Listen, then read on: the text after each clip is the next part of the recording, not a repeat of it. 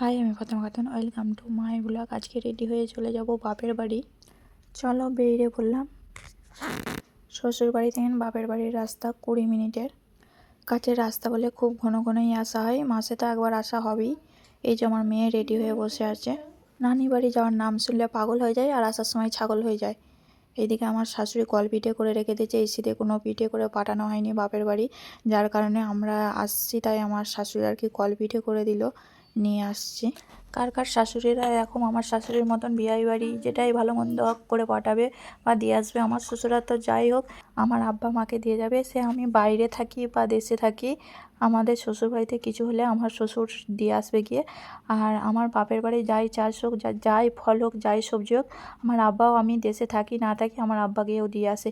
এবার তোমরা একটা কথা বলো, তোমার শ্বশুর শাশুড়ি কি তোমার আব্বা মার জন্য এতটা করে? কিছু ভালো মন্দ হলে কি দিয়ে আসে? সেটা আমায় কমেন্ট করে জানাবে। আমার শ্বশুর বাড়ি থেকে বাপের বাড়ির রাস্তাটা গ্রামের ভেতরতেও আছে, কিন্তু হাই রোডটা নতুনভাবে তৈরি হওয়ার জন্য বাইপাসটা এত সুন্দর করে দিয়েছে যে রোডে উঠতে হয় না। চলে এলাম আজাদিন ধাবা। এখানে তেল পুড়ে নিয়ে বেরিয়ে যাবো আবার বাপের বাড়ির দিকে। যেহেতু জামাই যাচ্ছে শ্বশুর বাড়ি, তাই মিষ্টি তো নিয়ে যেতেই হবে। চলে এলাম মাঝনানের কাছে। এখানে একটা মিষ্টির দোকান দেখাচ্ছি। এই মিষ্টির দোকানটায় প্রচুর ভিড় হয় আর অনেক রকমের মিষ্টি আছে। আমাদের যখন বিয়ে হয় তখন এই মিষ্টির দোকানটা হয়নি, তার 1 বছর পর হয়। তখন থেকে না আমরা এইখান থেকে নিয়ে মিষ্টি নিয়ে যাই। মিষ্টির কোয়ালিটি খুব ভালো। আর এই দোকানে সিঙ্গাড়া বানায়, সিঙ্গাড়াটা খেতেও অনেক ভালো আর টেস্টি। চাটনি দেয় তার সাথে। আমরা মিষ্টি নিই তো নেই, সিঙ্গাড়াটা অবশ্যই নেই তার সাথে। যারা মিষ্টি চেনো আর কি, তারা মিষ্টির আইটেম দেখেই বুঝতে পারছো কী কী মিষ্টি আছে এখানে না আছে। শীত শেষ হবো তাও এখনও খেজুর গুড়ের রসগোল্লা পাওয়া যাচ্ছে এখানে।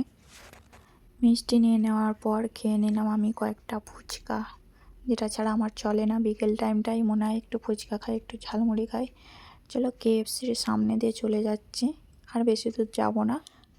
আমার শ্বশুরবাড়ি গ্রামে চারিদিকেই খালি বাড়ি বাড়ি বাড়ি, আর আমার বাপের বাড়ি গ্রামে ঢুকবো চারিদিকে খালি গাছপালা গাছপালা গাছপালা।